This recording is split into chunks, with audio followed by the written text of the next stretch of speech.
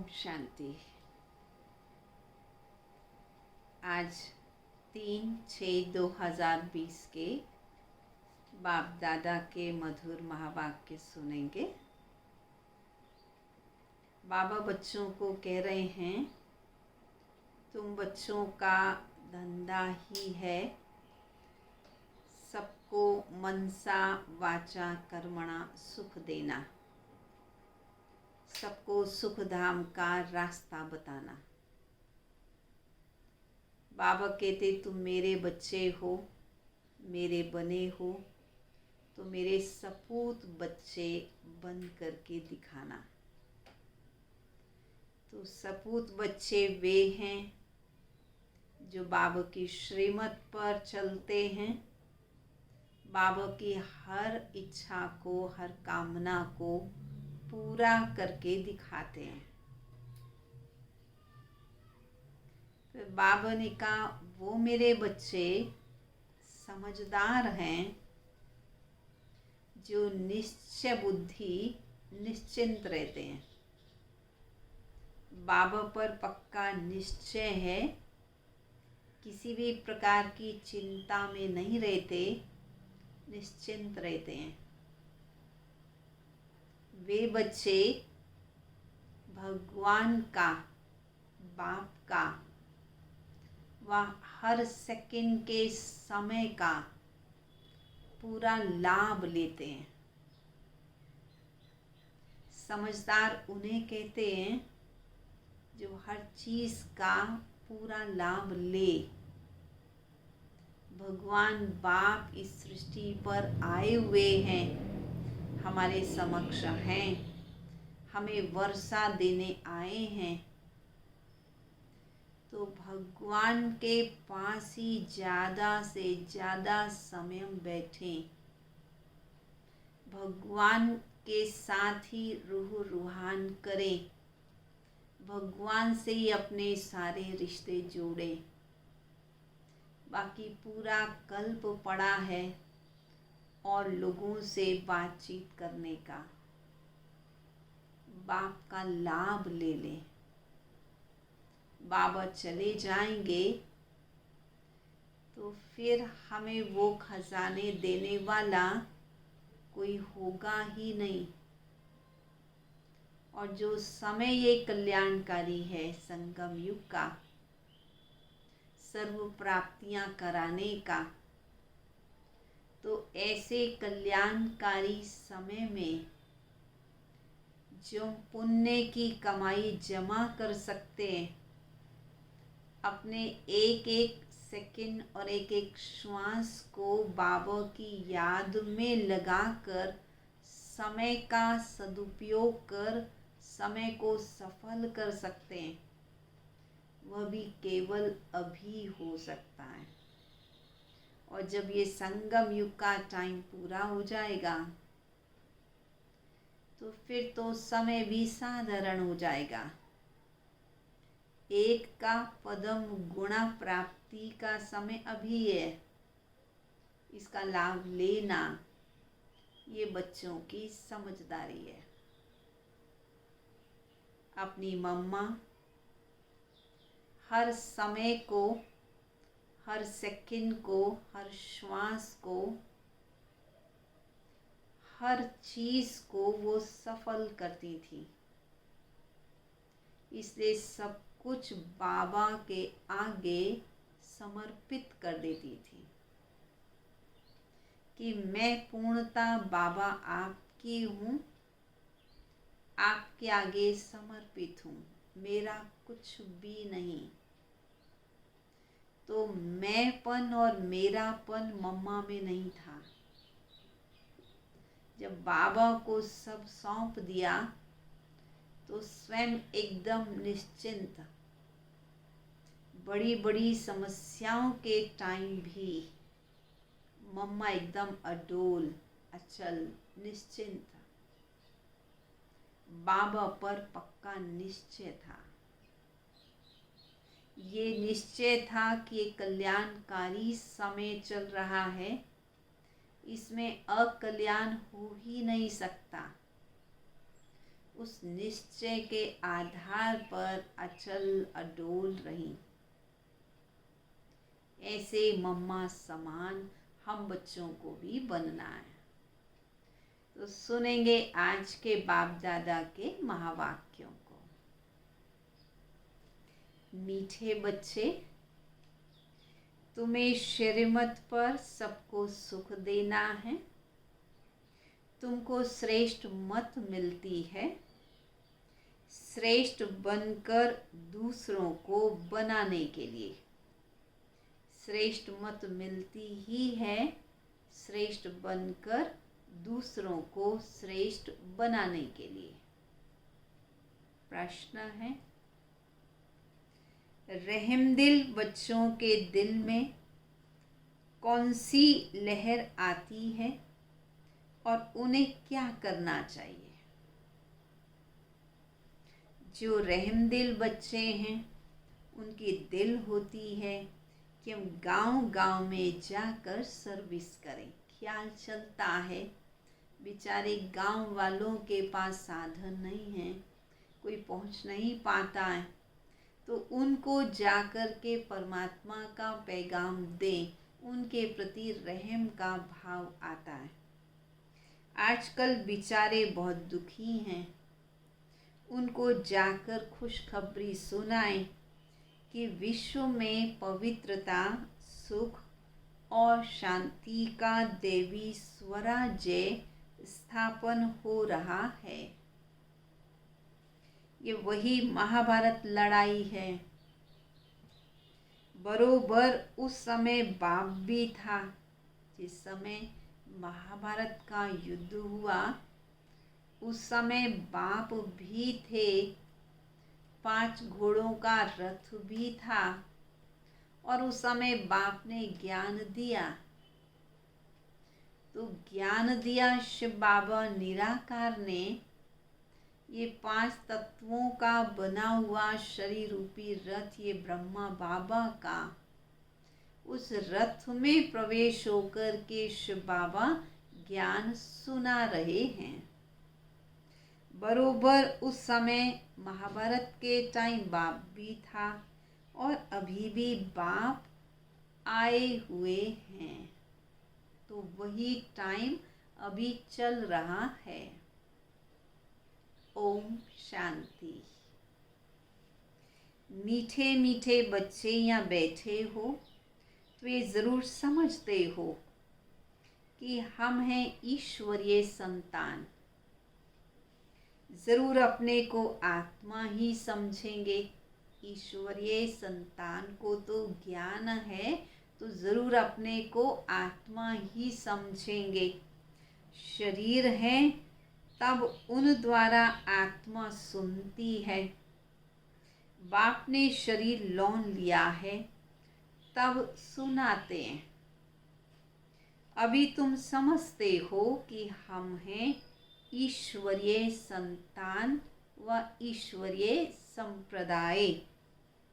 फिर हम दैवी संप्रदाय बनेंगे। स्वर्ग के मालिक होते ही हैं देवताएं।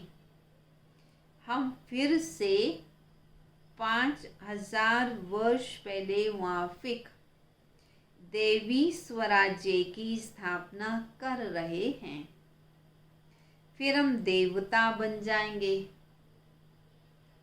इस समय सारी दुनिया, भारत खास और दुनिया आम, सब मनुष्य मात्र एक दूसरे को दुख ही देते हैं।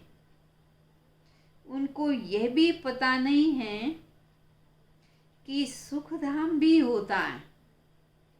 वो दुख धाम में ही दुखी हैं। वो ये सोच ही नहीं सकते कि कभी सुख धाम भी था। परम पिता परमात्मा आकर सबको सुखी शांत बना देते हैं। यहाँ तो देखो, इस दुनिया में तो घर घर में एक दूसरे को दुख ही देते रहते हैं। सारे विश्व में दुख ही दुख है। अभी तुम बच्चे जानते हो, बाप हमको एक 21 जन्मों के लिए सदा सुखी बनाते हैं। इस दुनिया में तो हर एक दुखी है, पर बाबा हमें 21 जन्मों के लिए सदा सुखी बना देते हैं। कब से दुख शुरू हुआ, कब पूरा होता है, ये और कोई की बुद्धि में चिंतन नहीं होगा। तुमको ये बुद्धि में है कि हम बरोबर ईश्वरीय संप्रदाय थे। यूं तो सारी दुनिया के मनुष्य मात्र ईश्वरीय संप्रदाय हैं। हर एक उनको फादर कह तो बुलाता है, सब भगवान को पिता तो कहते हैं। इसका मतलब ईश्वर की औलाद तो सभी हैं। अब बच्चे जानते हैं शिव बाबा हमको श्रीमत दे रहे हैं। श्रीमत मशहूर है, ऊंच से ऊंच भगवान की ऊंच से ऊंच मत है। गाया भी जाता है, उनकी गतमत न्यारी। ऊंच से ऊंच मत एक शिव बाबा की, जिसको श्रीमत कहते हैं, उनकी गतमत न्यारी, ये भी गाया हुआ है। शिव बाबा की श्रीमत हमको क्या से क्या बना देती है। देखो, स्वर्ग का मालिक बना देती है। और जो भी मनुष्य मात्र हैं, वह तो नर्क का मालिक ही बनाते हैं। और अभी तुम हो संगम पर। ये तो निश्चय ना, ये तो निश्चय ना कि हम कलयुग में नहीं हैं, हम संगम युग पर हैं। निश्चय बुद्धि ही यहाँ आते हैं और समझते हैं। बाबा हमको फिर से सुखधाम का मालिक बनाते हैं। हम ही 100% पवित्र ग्रस्त मार्ग वाले थे। ये स्मृति आई है। 84 जन्मों का भी हिसाब तो है। कौन कौन कितने जन्म लेते हैं। जो धर्म बाद में आते हैं, उनके जन्म भी थोड़े ही होंगे। जो सतयुग त्रेता युग में आए ही नहीं, आए ही द्वापर युग में, तो जरूर उनके 21 जन्म प्रारंभ वाले वह तो कम हो गए। तुम बच्चों को अब ये निश्चय रखना है कि हम ईश्वरीय औलाद हैं। हमको श्रेष्ठ मत मिलती है सबको श्रेष्ठ बनाने के लिए। हमारा वही बाबा हमको राजयोग सिखलाते हैं। मनुष्य समझते हैं वेद शास्त्र आदि सब भगवान से मिलने के रास्ते हैं, और भगवान कहते हैं क्या? मनुष्य ऐसा समझ लेते हैं जो भक्ति करते हैं, वेद शास्त्र पढ़ते हैं, ये सब भगवान से मिलने के रास्ते हैं। परंतु भगवान स्वयं कहते हैं कि इन सब से कोई भी मेरे साथ मिल नहीं सकता। मैं ही आता हूँ, तब तुम मुझे जानते हो और मेरे से मिल सकते हो। तब तो शिव जयंती भी मनाते हैं, परंतु अब कब और किसके शरीर में आते ये कोई जानते ही नहीं, सिवाय तुम ब्राह्मणों के। अभी तुम बच्चों को सबको सुख देना है। सुख सागर की संतान हो, तुम्हारा कार्य सबको सुख देना। दुनिया में सब एक दूसरे को दुख देते हैं। वो लोग ये नहीं समझते विकारी बनना भी दुख देना है। अभी तुम जानते हो ये तो महान दुख है। कुमारी जो पवित्र थी उनको अपवित्र बनाते, नरकवासी बनने के लिए कितनी सेरेमनी करते हैं। यहाँ तो ऐसे हंगामे की कोई बात ही नहीं है। तुम तो बड़ा शांति से बैठे हो, सब खुश होते हो, सारे विश्व को सदा सुखी बनाते हो। तुम्हारा मान शिव शक्तियों के रूप में है। शिव शक्तियों की कितनी पूजा होती है। तो बाबा कहते तुम ही शिव शक्तियाँ हो, तुम्हारा इतना मान होता है। तुम्हारे पहले लक्ष्मी नारायण का तो कुछ भी मान नहीं। माना संगम युग पर जितना देवियों का शिव शक्तियों का मान है, उतना मान तो लक्ष्मी नारायण का भी नहीं होता। शिव शक्तियों का ही नाम बाला है, क्योंकि जैसे बाप ने सर्विस की, सबको पवित्र बनाकर सदा सुखी बनाया है, ऐसे तुम भी बाप के मददगार हो। क्यों तुम्हारा नाम बाला है, क्यों तुम्हारा मान है? क्योंकि तुम बाप के साथ मददगार बनते हो। इसलिए तुम शक्तियाँ भारत माताओं की महिमा है। ये लक्ष्मी नारायण तो राजा रानी और प्रजा सब स्वर्गवासी हैं। वह बड़ी बात है क्या? जैसे वह स्वर्गवासी हैं, वैसे यहाँ के राजा रानी सब नरकवासी हैं। ऐसे नरकवासियों को स्वर्गवासी बनाना तुम्हारा काम है। तो मेहनत किस चीज़ में है? उनको परिवर्तन करने में, उनको स्वर्गवासी बनाने में। मनुष्य तो कुछ भी जानते नहीं, बिल्कुल ही तुच्छ बुद्धि हैं। क्या क्या करते रहते हैं, कितनी लड़ाइयाँ आदि हैं, हर बात में दुख ही दुख है। सतयुग में हर हालत में सुख ही सुख है। यहाँ रोग हैं तो दुख है, दूसरे देश धमकी देते हैं तो दुख है, कोई देश आक्रमण करने का यत्न करता है तो दुख है, आपसी मतभेद बढ़ जाता है तो दुख है, धन का अभाव है तो दुख है। दुख ही दुख की बातें हैं।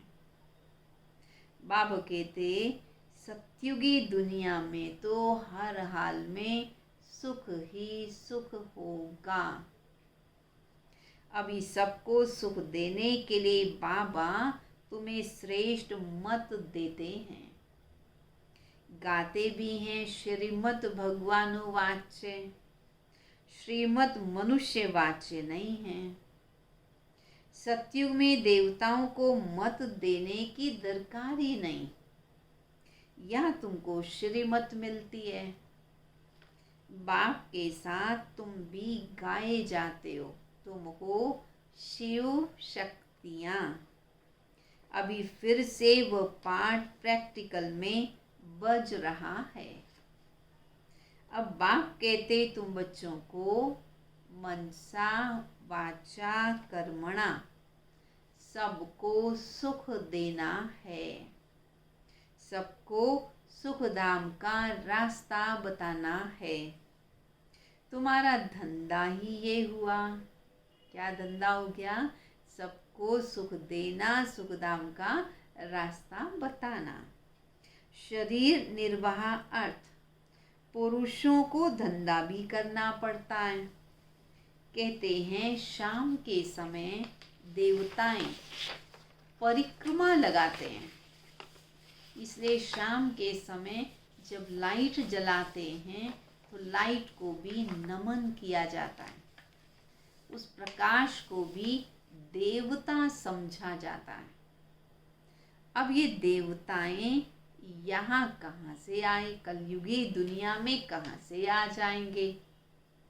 परंतु इस समय को शुद्ध मानते हैं, सायंकालीन के समय को शुद्ध माना जाता है। इस टाइम पर सबको फुर्सत भी मिलती है, ऑफिस से भी आ जाते हैं, घर में भी सारा भोजन आदि करके फारिग हो जाते हैं। उस समय भक्ति भी करते हैं, शाम के समय भी लाइट भी जलाते हैं। तुम बच्चों को चलते फिरते उठते बैठते याद में रहना है।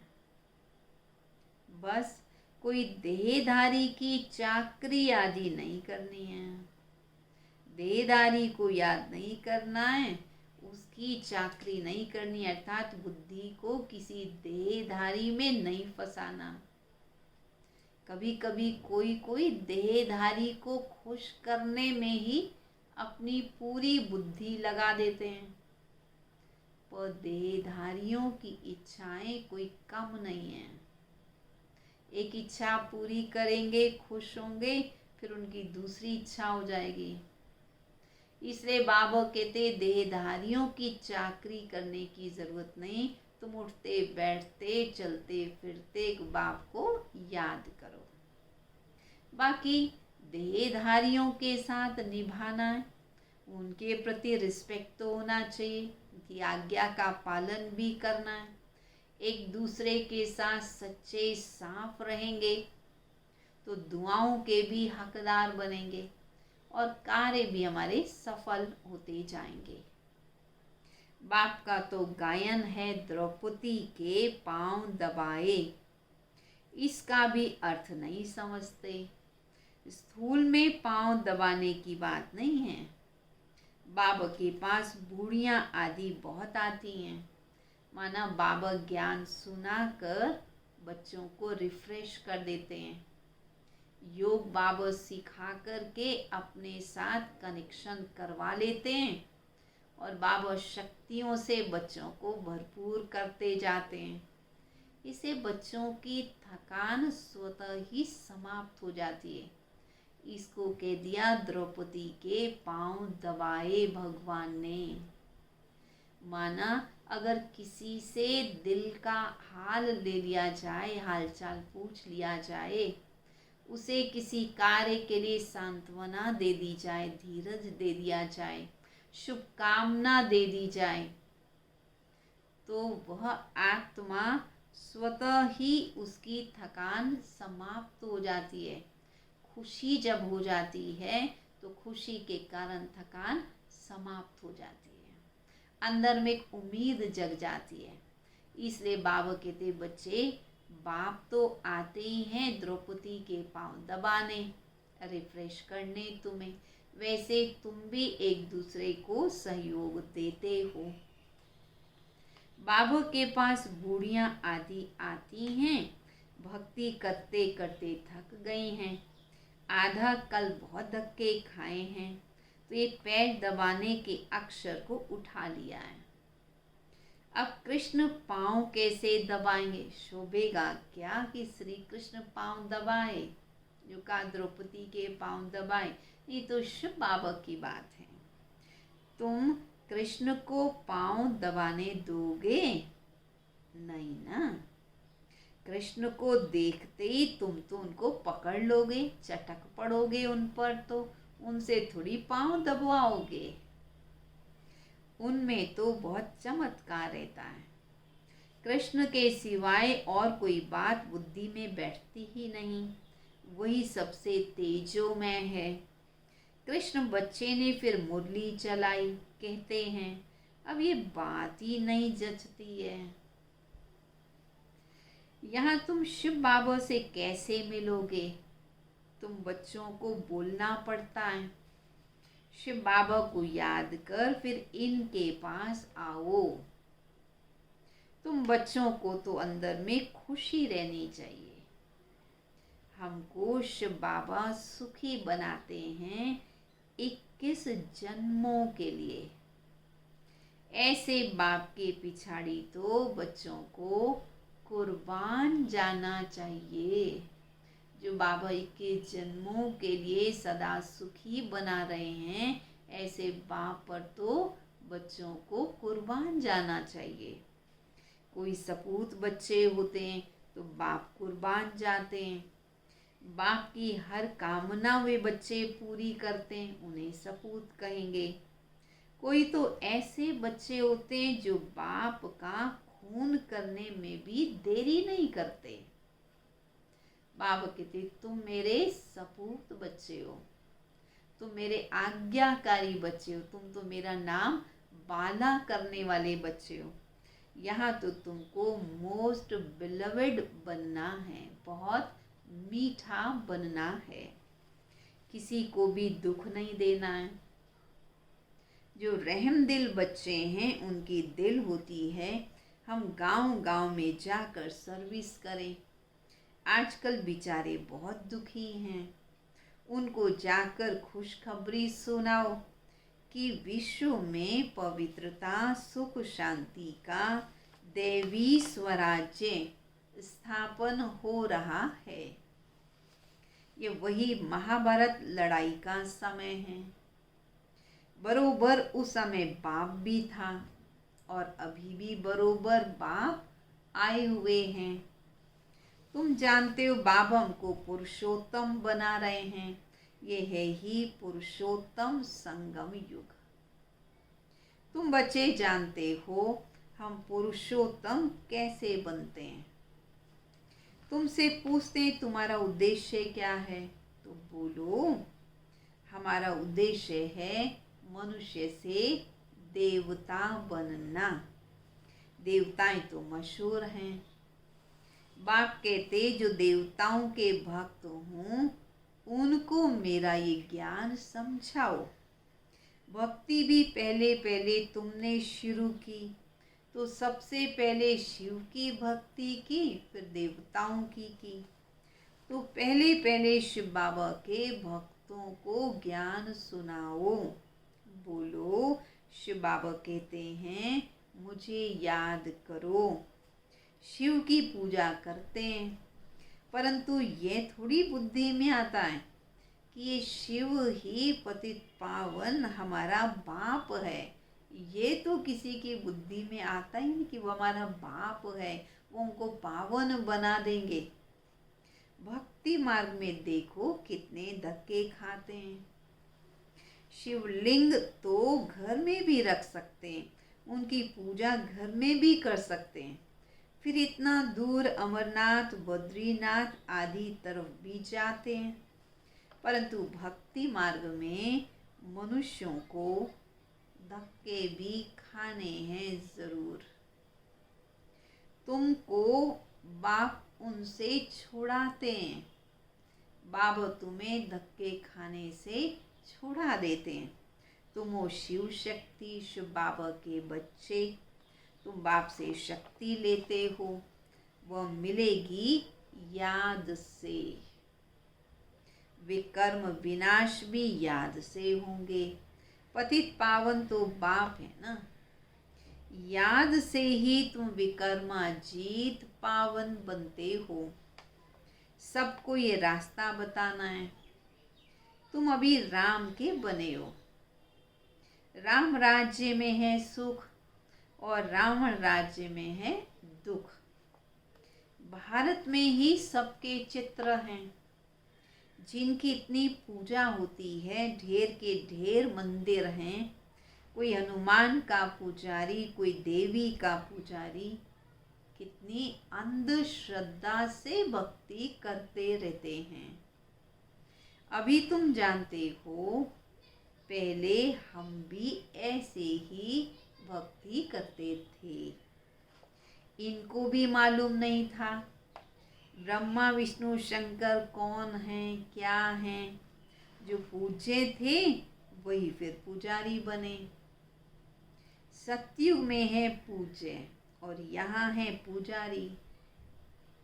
बाप कितना अच्छी रीति समझाते हैं। तुम जानते हो पूज्य होते ही हैं सतयुग में। यहाँ है पुजारी तो पूजा ही करते हैं। तुम हो शिव शक्तियाँ। अभी तुम ना पुजारी हो ना पूज्य हो। पुजारी भी नहीं, पूजा भी नहीं करते हो, पर पूज्य भी अभी पूर्णता बने नहीं हो। बाप को भूल मत जाओ। ये साधारण तन है ना। इसमें ऊंच से ऊंच भगवान आते हैं। तुम बाप को अपने पास निमंत्रण देते हो ना कि बाबा आओ, हम बहुत पतित बन गए हैं, पुरानी पतित दुनिया पतित शरीर में आकर हमको पावन बनाओ। बच्चे निमंत्रण देते हैं। यहाँ तो कोई पावन है ही नहीं। जरूर सभी पतितों को पावन बनाकर बाप ले जाएंगे ना, तो सबको शरीर तो छोड़ना पड़े। हम खुद ही कहते हैं पतित पावन आओ, बाप आ भी गए हैं। तो अब जब जाएंगे बाप के साथ तो जरूर इस पुराने शरीर को तो छोड़ना ही पड़ेगा ना। मनुष्य शरीर छोड़ते हैं तो कितना हाय दोष मचाते हैं। तुम तो खुशी से शरीर छोड़ते हो तो कितना रोते हैं, दुखी होते हैं, हाय तौबा करते हैं। बाबा कहते तुम तो शरीर भी बड़ा खुशी से छोड़ते हो। अभी तुम्हारी आत्मा रेस करती है, देखें कौन शिव बाबा को जास्ती याद करते हैं।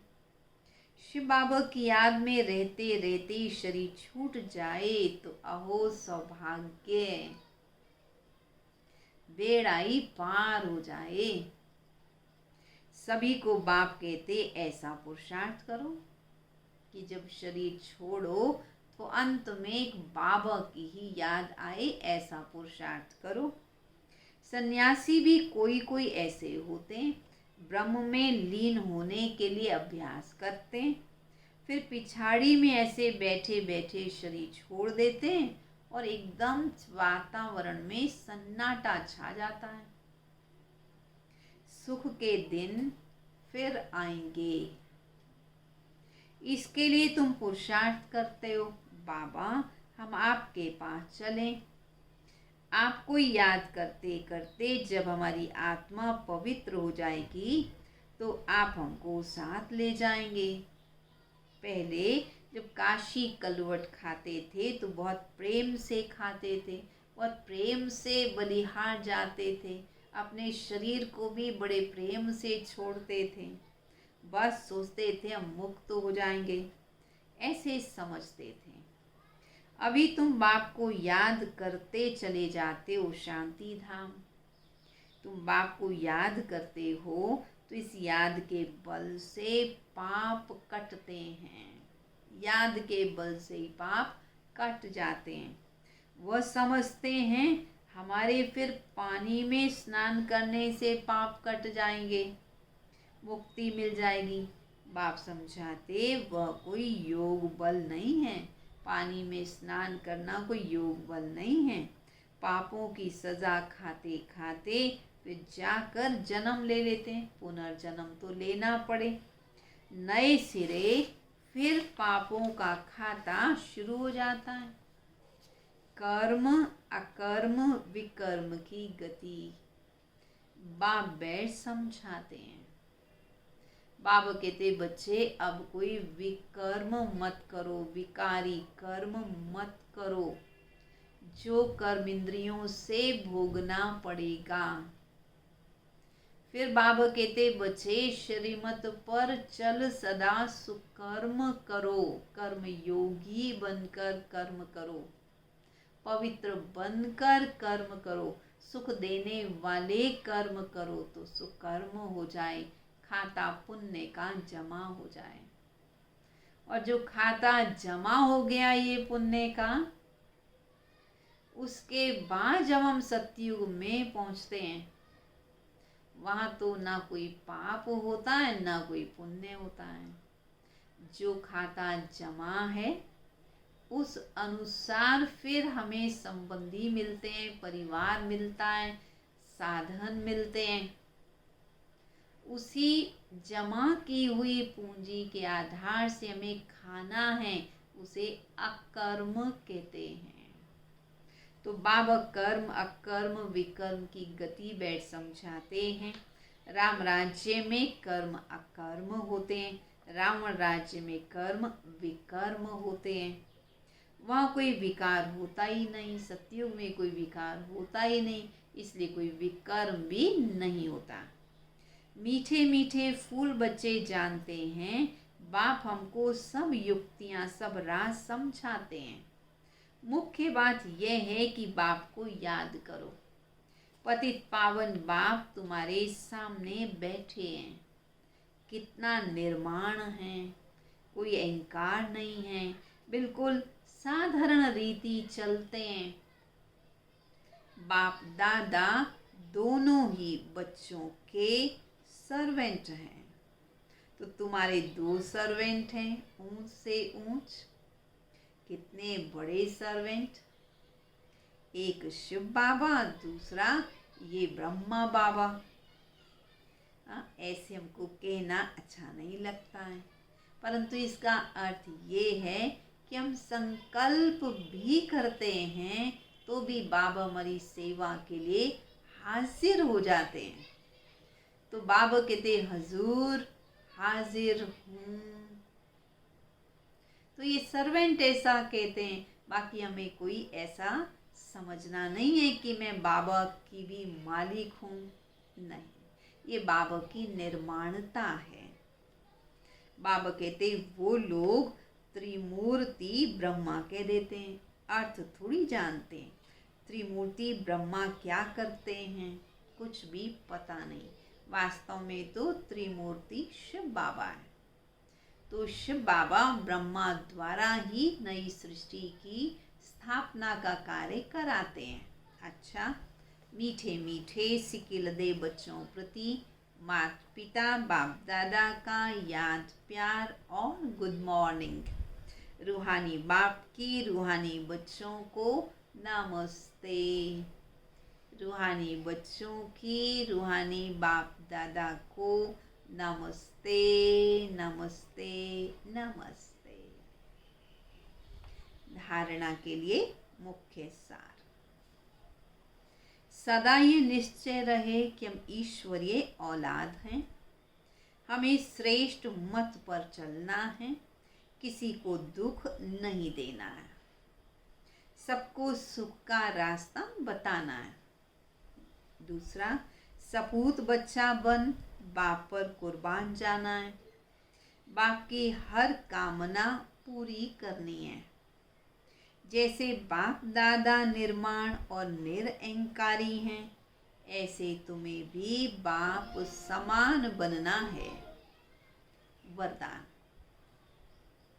कल्याणकारी बाप और समय का हर सेकंड लाभ उठाने वाले निश्चय बुद्धि निश्चिंत भाव।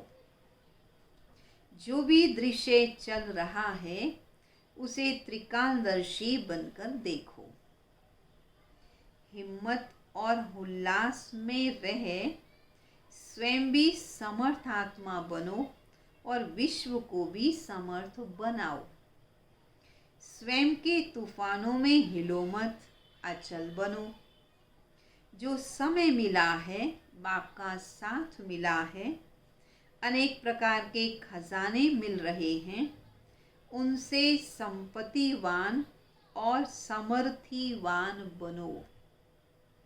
सारे कल्प में ऐसे दिन फिर आने वाले नहीं हैं, इसलिए अपनी सब चिंताएं बाप को देकर निश्चय बुद्धि बन सदा निश्चिंत रहो। कल्याणकारी बाप और समय का हर सेकंड लाभ उठाओ। स्लोगन। बाप के संग का रंग लगाओ तो बुराइयां स्वतः ही समाप्त हो जाएंगी।